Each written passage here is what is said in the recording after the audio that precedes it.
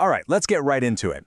Today, we're going to break down something really unique in the world of finance. It's called the AMORia Bond. It's designed to reward people who contribute to a project in a totally different way. So let's figure out what makes this thing tick. So, right off the bat, you're looking at something that is definitely not your average stock certificate. I mean, it mentions conscious capital and planetary regeneration. What in the world are we looking at here? Is this an investment? Is it some kind of mission statement? Or is it something totally new? And listen to this language.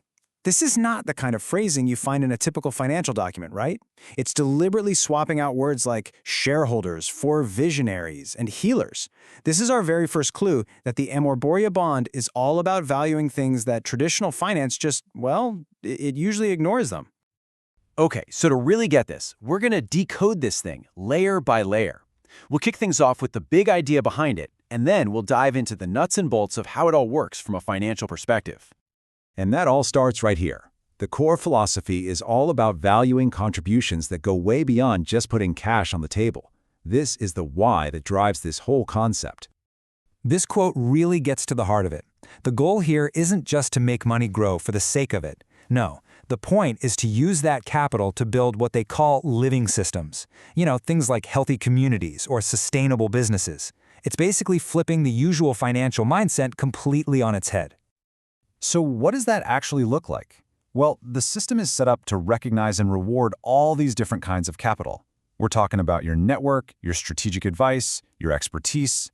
All of that is treated as a real contribution that deserves a share of the value.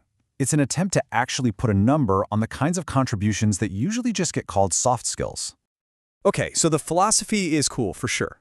But how does this thing actually work as a financial tool? Let's switch gears and get into the mechanics. At its core, the AMORia Bond is what's known in finance as a perpetual bond.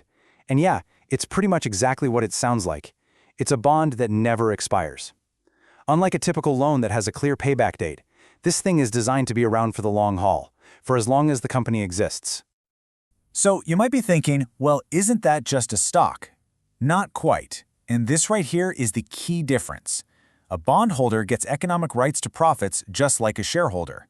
That means if the company pays out dividends, you get a cut. But, and this is super important, you get zero voting rights. Think of it like this. You get a slice of the profit pie, but you don't get a say in how the kitchen is run. This keeps the company's decision-making nice and focused. And it's also really different from a traditional bond you might buy from, say, the government. There's no fixed end date, and critically, there's no guaranteed interest payment. You only get paid when the company is actually profitable and decides to share those profits. It's not a safe loan, it's a long-term bet on the success of the mission itself. Now, for an idea like this to be credible, it needs to have really clear rules. So let's take a look at the specific terms of the deal that give this whole concept its structure. First up, there's a really important hard cap.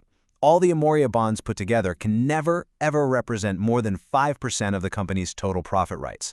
This is a huge protection for the founders and the main investors.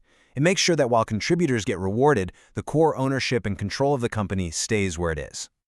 Each bond also gets a fixed, defined value the moment it's created, 936 euros. Now, this isn't a price that goes up and down on some market. It's the anchor value they use to calculate everything else. Okay, but what about the big what if? What if the company gets sold or merges with another one? That's a huge question for anyone holding these bonds. And they've thought of that. There's a specific clause built right in to act as a financial safety net for that exact scenario. And the process is actually pretty straightforward. First, a change of control event happens. The moment it does, the bonds have to be paid back. Then the payout is calculated like this. It's the original 936 euros plus 10% simple interest for every single year you've held the bond. It creates a really clear, predictable exit for everyone involved. So, we've covered the philosophy, we've covered the mechanics. The last piece of this puzzle is, who is this actually for? And as you've probably guessed by now, it is not for your typical Wall Street investor. The creators of the bond call them resourceful humans, which I think is a great term. These are the people who are actually co-creating the journey with the company.